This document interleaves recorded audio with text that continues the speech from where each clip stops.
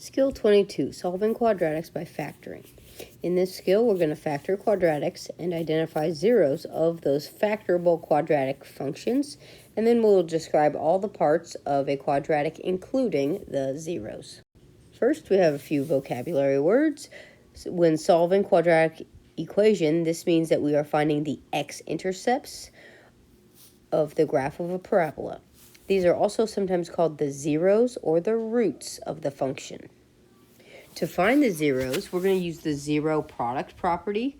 What this zero product property tells us is that we set the quadratic equal to 0, and then try to factor each set out, and then set each factor equal to 0, and then solve those individually. That's the zero product property. So there are several methods of factoring quadratics. One method is kind of what I call the guess and check method. So on these, you're just kind of guessing and checking, and we're trying to break up our quadratics into two factors, x plus or minus something, x plus or minus something, and then there you go, there's your factors. And you can guess and check by multiplying to find the factors of c that add to the b term. The factors of c that add to the b. And those are the numbers that will go into the blanks right there. That's what you need to fill in. The other method of factoring is called the middle term breaking method. This method we would use if the a term is not a 1. So if the a term is not a 1, well, then it's a little harder because guess and check, there's a lot more options. But for the middle term breaking method, you're going to take a times the c, so multiply the a and the c together, and then you're going to find the factors of those, when you multiply them together, factors of that number that add together to get the b.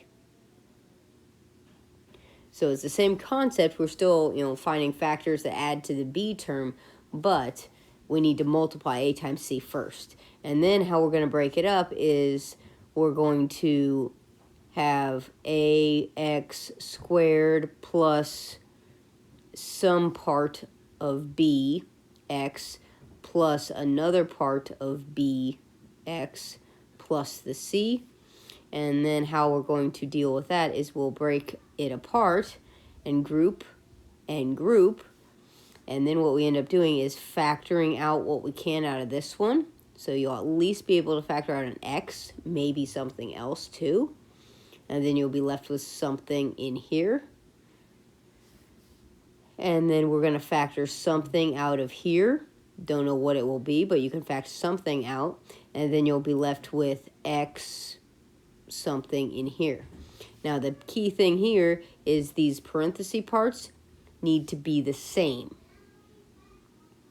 Okay, if those parenthesis parts are the same, then that part becomes one of your factors because they will be the same. And then the other part of your factors will be the x and the plus or minus whatever's left.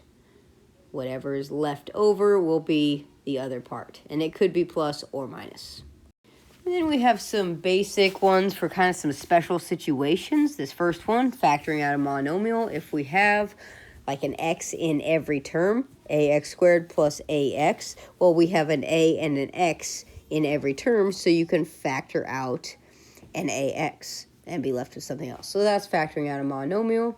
We have a sum, a square of a sum. So a plus b quantity squared is always going to turn into a squared plus 2ab plus b squared. Square of a difference, so a minus b quantity squared is a squared minus 2ab plus b squared. And finally, we have the difference of squares, and the difference of squares is a squared minus b squared, and that's always going to equal a plus b, a minus b. This is a super important one that will be used a lot. So we're going to do a few factoring ones. We're going to find the zeros. So we're going to be setting it equal to 0.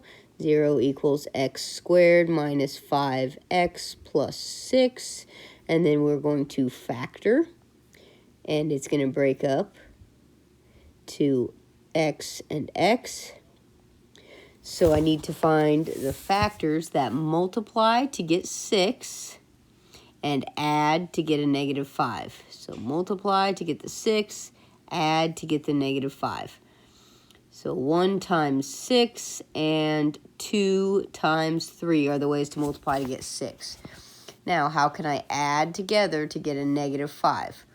Well, if I get a negative 2 and a negative 3, negative, negative, 2, 3, I will add together to get a negative 5, and if I multiply negative 2 times negative 3, I get a positive 6. So that must be right. Then I set each factor, x minus 2 equals 0, and x minus 3 equals 0. So my solutions, x equals 3, x equals 2. So we need to remember that these are actually points on a graph, so my final answer should be written as ordered pairs, 2, 0, and 3, 0 for my final answer. Next one, f of x equals 14x squared minus 7x. 14x squared and 7x both have a 7, and they both have an x. So that's what I'm going to factor out. F of x, and I'm going to set it equal to 0. So 0 equals 7x. And then what's left, 14 divided by 7 is 2. X squared divided by x is x. Minus 7x divided by 7x is 1. Then I set each factor equal to 0. 7x equals 0. 2x minus 1 equals 0. Solve. So x equals 0 because you would divide by 7 and get 0. And then x equals 1/2 because you would add 1 and divide by 2. So our final answers, 0, 0, and 1/2, 0. Final answer. For this next one, we have f of x equals 9x squared minus 16. So for this one, we should recognize perfect square right there and a perfect square right here in 16. 9 and 16 are both perfect squares. So we have a difference of perfect squares.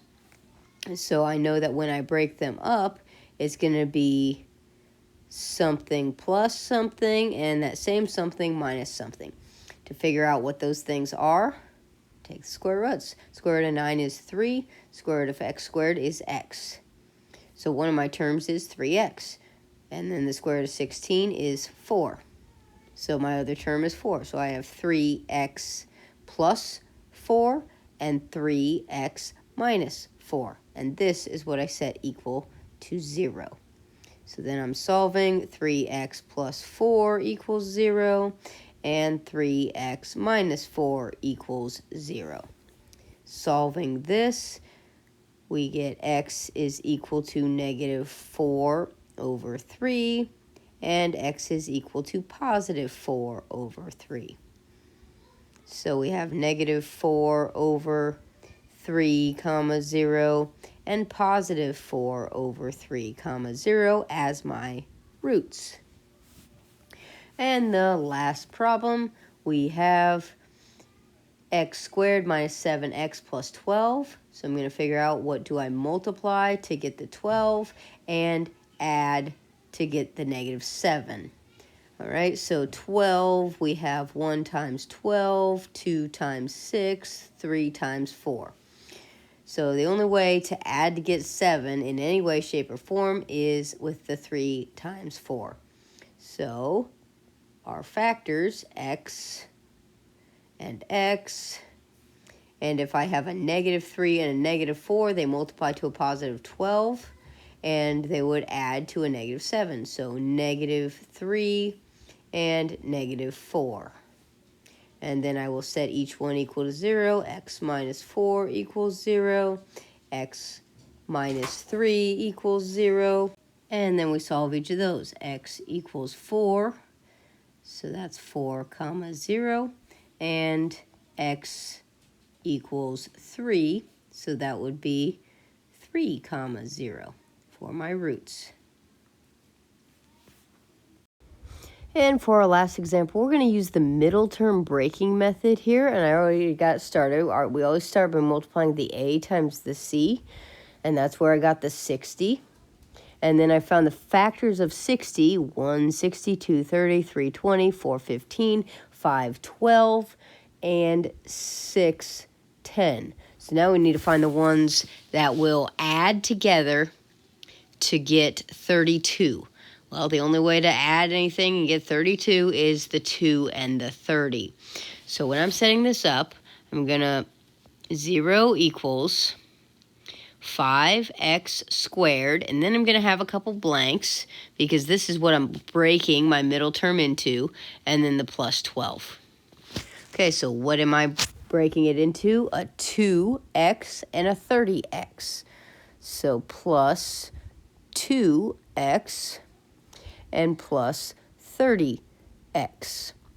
Because if I add 2x plus 30x, I get 32x. So I haven't changed anything. I just broke it up a little bit. Now I'm going to group the first two terms, the second two terms, and factor out of each of those groups. So I can factor an x out of the first group.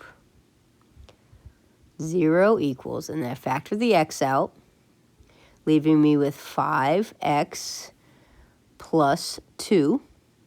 And then what can I factor out of the next one?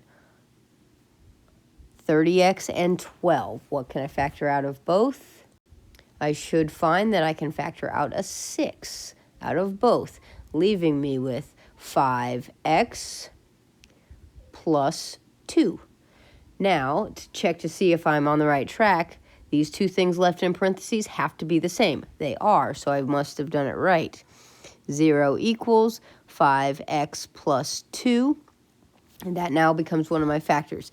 And my other factor is the stuff that is left, the x plus 6. And now I can do the same thing that I've done before. 5x plus 2 equals 0. X plus 6 equals 0. Subtract the 2, divide by 5. X equals negative 2 over 5. And then subtract that 6 over, x equals negative 6.